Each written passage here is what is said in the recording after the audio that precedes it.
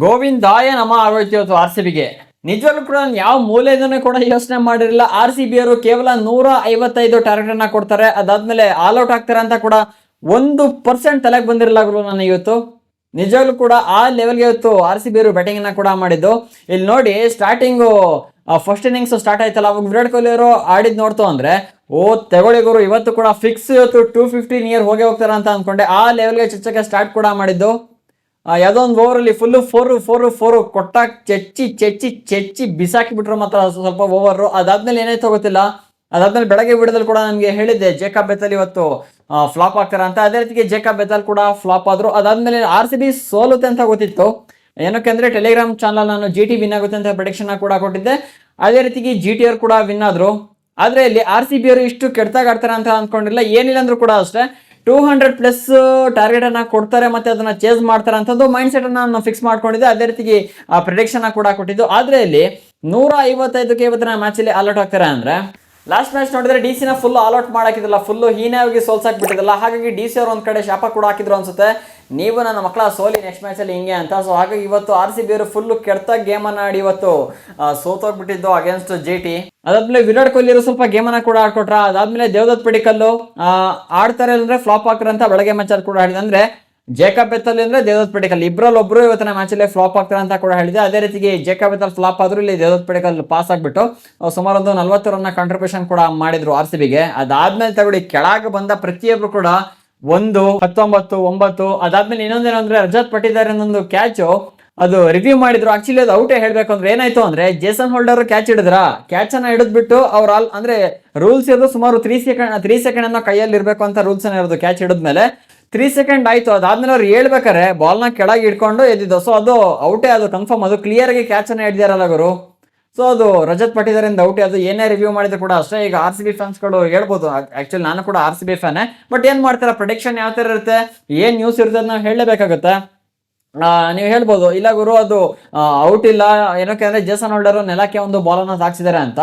ಬಾಲನ್ನ ತಾಕ್ಸಿದಾರೆ, ಅದು ನಾನು ಕೂಡ ನೋಡಿದೆ. ಅವರು ಹೇಳ್ಬೇಕಾರೆ ಬಾಲ್ನ ಗ್ರಿಪ್ ಹಿಡ್ಕೊಂಡು ಹಿಂಗೆ ಮೇಲಿದ್ದಿರೋದು, ಅದ್ ಬಿಟ್ರೆ ಬೇರೆ ಅದು ಕ್ಲಿಯರ್ ಗೆ ಕ್ಯಾಚ್ ಅನ್ನ ಹಿಡಿದು ಅದು ಔಟ್ ಅಂತಾನೆ ಅದು ಕನ್ಸಿಡರ್ ನಾವು ಮಾಡ್ಬೇಕಾಗುತ್ತೆ. ಅದಾದ್ಮೇಲೆ ಬಂದಿದ್ದು ಪ್ರತಿಯೊಬ್ರು ಕೂಡ ಹಾಗೆ ಉದ್ರೋಗಿದ್ದಾರೆ. ಈ ಕಡೆ ಜಿತೇಶ್ ಶರ್ಮನಿಂದ ಯಾವುದೇ ರೀತಿಯ ಒಂದು ಇನ್ನಿಂಗ್ಸ್ ಕೂಡ ನೋಡಕ್ಕೆ ಸಿಗ್ಲಿಲ್ಲ. ಅದಾದ್ಮೇಲೆ ಟೀಮ್ ಡೇವಿಡ್ ಕೂಡ ಅಷ್ಟೇ ಇವತ್ತು ಆಡ್ತಾರೆ ಅಂತ ಅನ್ಕೊಂಡೆ, ಅವರು ಕೂಡ ಇಲ್ಲ. ಕೃಣಾಲ್ ಪಾಂಡ್ಯ ಕೂಡ ಇಲ್ಲ. ಅದಾದ್ಮೇಲೆ ಇಲ್ಲಿ ಆಡಿದ್ದೆ ಲಾಸ್ಟಿಗೆ ವೆಂಕಟೇಶ್ ಅಯ್ಯರ್, ಭುವನೇಶ್ವರ್ ಕುಮಾರ್, ಇವರಿಂದ ಒಂದು 10-15 ಈ ಲೆವೆಲ್ ಅಲ್ಲಿ ರನ್ ಕೂಡ ಬಂದಿದೆ. ಸೊ ಎಲ್ಲಿ ಸಾಕಾಗುತ್ತಿದ್ದು ಜಿ ಟಿ ಅವ್ರಿಗೆ ಸಾಕಾಗುತ್ತಾ?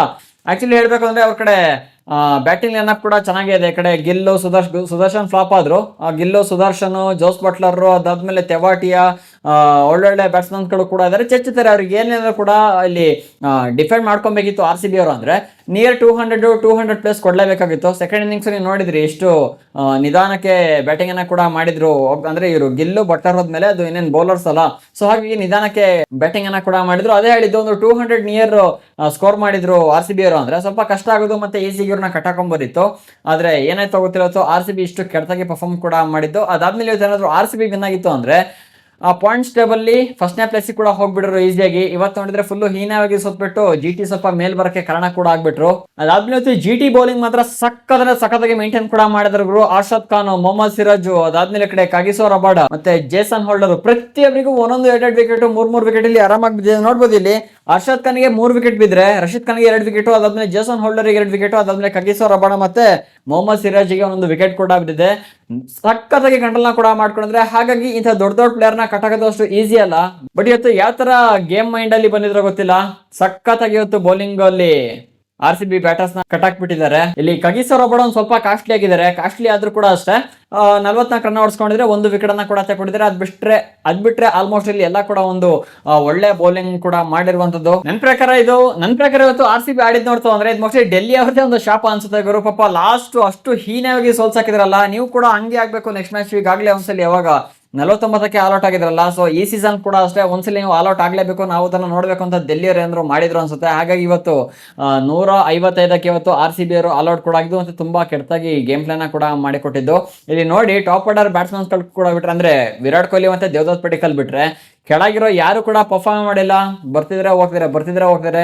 ರಜತ್ ಪಟ್ಟಿದಾರು, ಭುವನೇಶ್ವರ್ ಕುಮಾರ್, ಅದಾದ್ಮೇಲೆ ವೆಂಕಟೇಶ್ ಅಯ್ಯರ್, ರೊಮಾರೇಶ್ ಫರ್ಡ್, ಇವರಿಂದ ಒಂದು 20 ಒಳಗೆ ರನ್ಗಳು ನಮ್ಗೆ ಇಲ್ಲಿ ನೋಡಕ್ ಸಿಕ್ಕಿದೆ. ಬಿಟ್ರೆ ನೆಲ್ಲ ಕೂಡ ಬಂದಂಗೆ ಔಟ್ ಕೂಡ.